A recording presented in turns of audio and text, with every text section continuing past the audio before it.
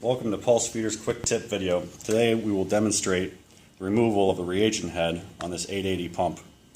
To start out with, you would need to loosen up all of your bolts securing the reagent head to the pump head. For time purposes, we have already loosened up the majority of these bolts. While you're removing these bolts, you will like to keep pressure on the head .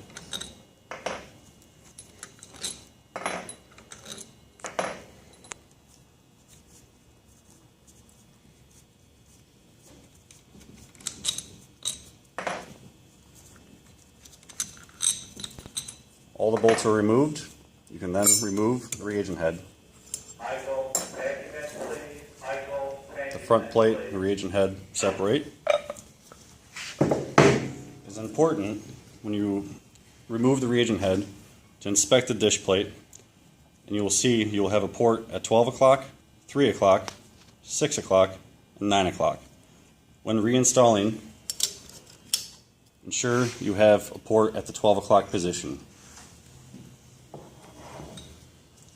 When you receive your new reagent head, verify the diaphragm is in good working condition, and then you will line up with this plate,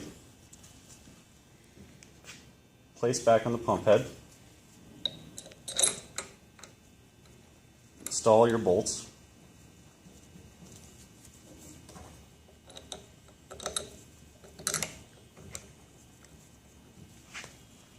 then tighten them per the torque specification you can find in the IOM. Once that is installed and torqued, you can then prime the pump head and your pump is ready for service. Thank you very much.